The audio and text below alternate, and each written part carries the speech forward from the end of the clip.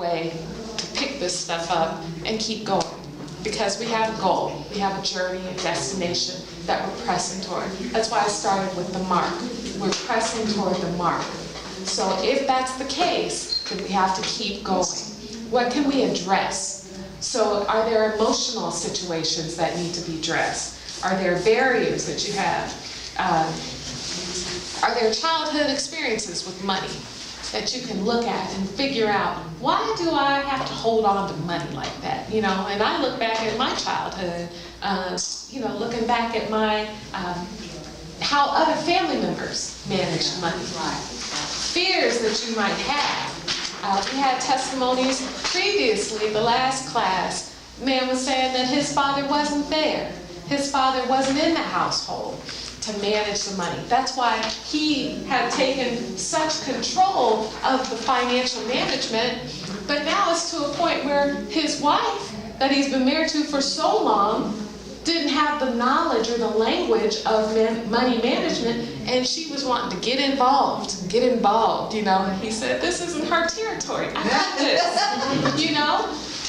So it was a relational issue, but it didn't start because his wife was being nosy or trying to manage this process. No, this was because he had issues or experiences from childhood that he had decided he wanted to be a better man than his father was to his family.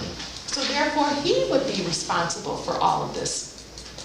I got one. I think it's dealing with the psychological issue of it.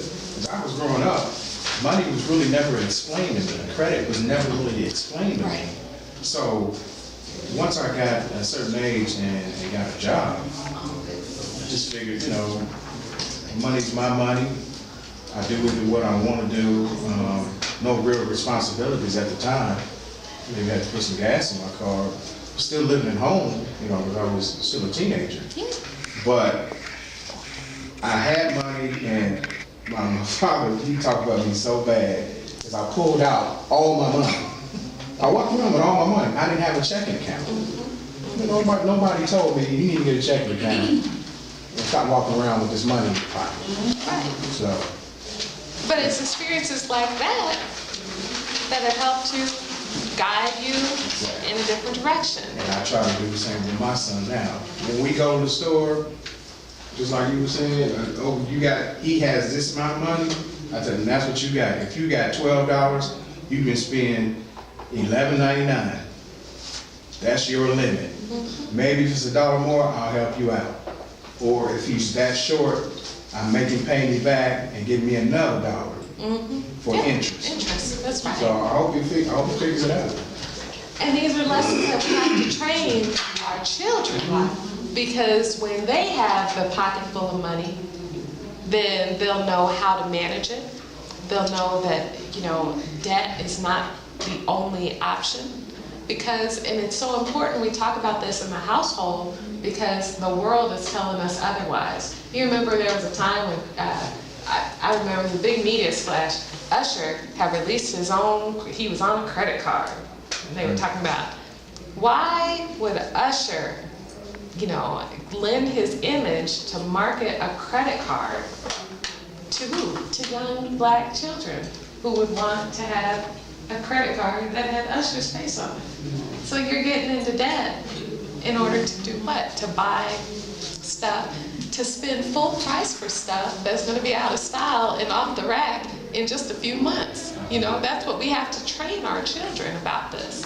Any other psychological, emotional, we talked about the divorce.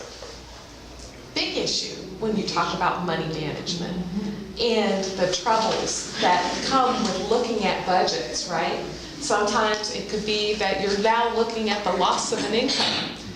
And if you're, I'm just gonna share me. I'm not gonna say if you're like me. My issue, if there's some problem there, I really don't want to deal with it. Right. I don't want to deal with it. I don't want to look at it. I got enough problems going on up here that I don't want to have to address this problem right here.